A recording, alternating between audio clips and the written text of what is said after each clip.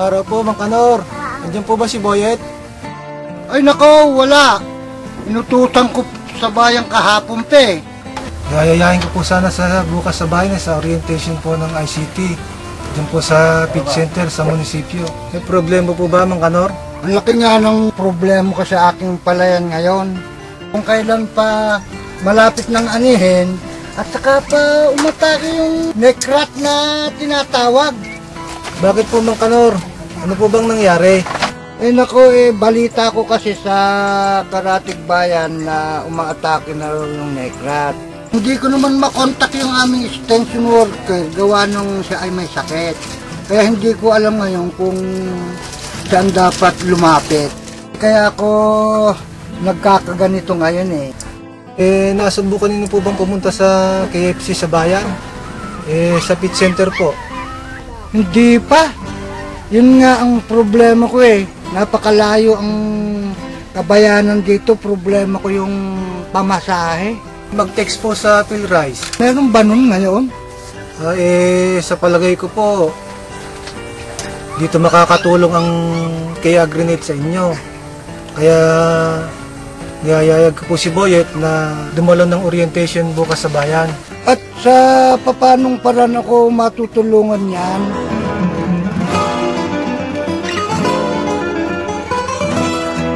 Ito po, Mang Kanor, ang isa sa mga paraan. Gamit ang ating cellphone, pwede tayong kumonsulta sa mga eksperto. Sa inyo pong cellphone, i-text lamang yung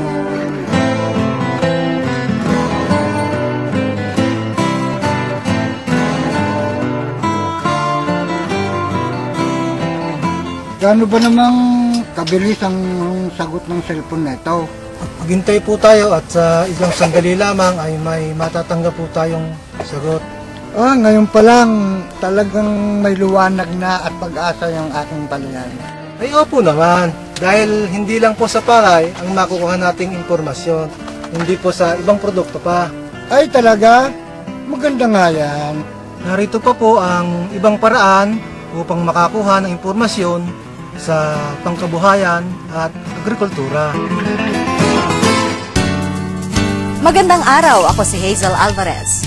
Ating nasaksihan ang kwento ni Mang Kanor at ang kanyang karanasan sa kanyang sakahan. Isa lamang ito sa marami na ring suliranin na nasolusyonan sa tulong ng programang K-Agrinet. Halina, samahan ninyo ako, magkwentuhan tayo tungkol sa buhay, kabuhayan at K-Agrinet.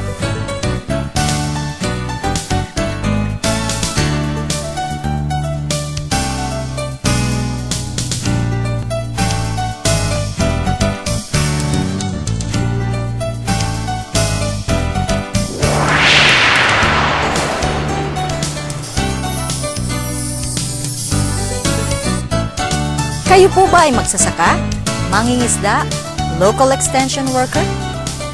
At ilan sa atin ang nais umunlad gamit ang makabagong teknolohiyang pang-agrikultura pero hirap maging updated? Sino sa atin ang maraming gustong itanong tungkol sa kabuhayan pero walang mapagtanungan? Sino ang gustong magkaroon ng mas masagana at magandang ani pero di alam kung paano? Hindi tayo nag-iisa sa kabuhayang pang-agrikultura. May mga katulong tayo at isa na rito ang K-Agrinet. Nais ba nating umunlad? Pareho tayo ng layunin ng K-Agrinet. Ang mas mabuting buhay at mas angat na kabuhayan. At paano? Ang pag-connect sa ating lahat.